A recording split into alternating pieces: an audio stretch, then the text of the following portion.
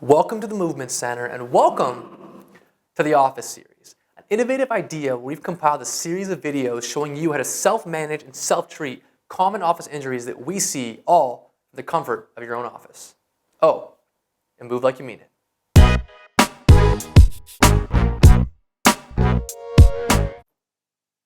What's up, guys? Welcome back to the Office series and to episode 7.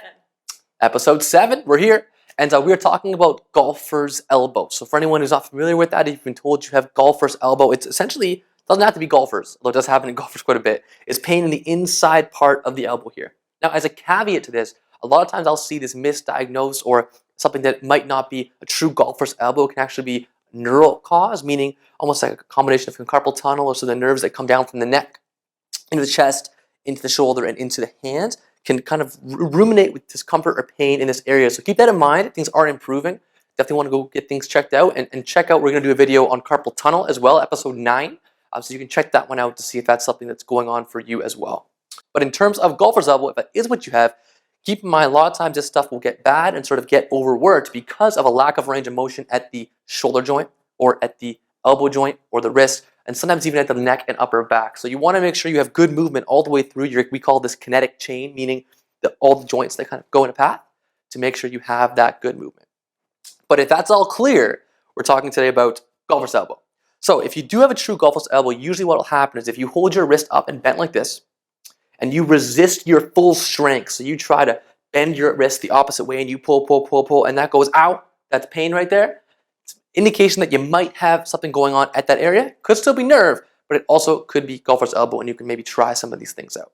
So to start with, we're going to do a soft tissue technique. We're going to do a lengthening technique to hopefully try to just decrease some of that facilitation in that area. And then finally, we're going to do some strengthening to increase that. So we're going to get rid of this ball.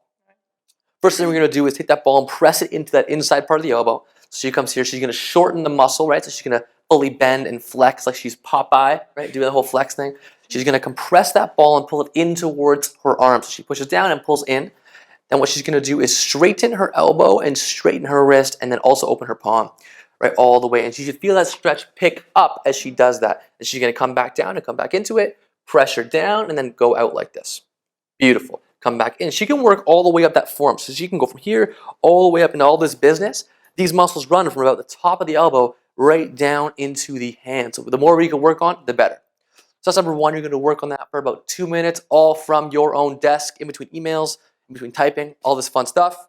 Am I right?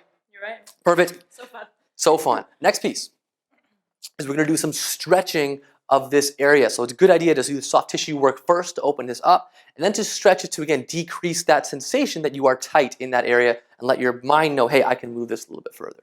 So next thing we're going to do is grab onto our fingers. A lot of people hold from the wrist. You want to make sure you get the fingers because these muscles, again, cross right down into the tips of your fingers. So you grab onto here, open up out, and lock out the elbow and pull that stretch down.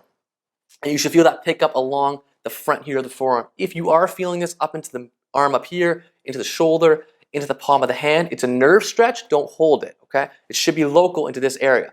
Don't stretch your nerves. They don't like that. If you're getting that, again, I'd say go to episode 9 and check out our carpal tunnel episode. Subscribe, you can check it out in a couple weeks. Great. Last piece of this now is strengthening this. So then what we're going to do is flex our wrists like this. This is usually the most comfortable position. So starting from here and with your elbow bent, yeah, exactly. You can see Brittany's muscles, right? With your elbow bent, what we're going to do is push the opposite way. So you're going to push into that. It's called an isometric contraction, meaning she's going to push but not actually let it move. So she pushes and holds 5 seconds. She relaxes and does that again. Now, as this progresses, the pain becomes less. She can then take that wrist from this fully bent position and go a little bit less, and then work it there, until she's pain-free throughout the range. Then what does she do? Up here, and work into this new range up here. So again, we're going to start here, fully flexed, increase length of that muscle through contraction, come back up, boom, and do the same thing up here until it's completely awesome. If you guys have any questions, let us know. Subscribe to the channel if you haven't already. Follow us on Instagram at The Movement Center. Anything else? Move like you mean it. Always. Move like you mean it. Thanks a lot, guys. Stay tuned to next week.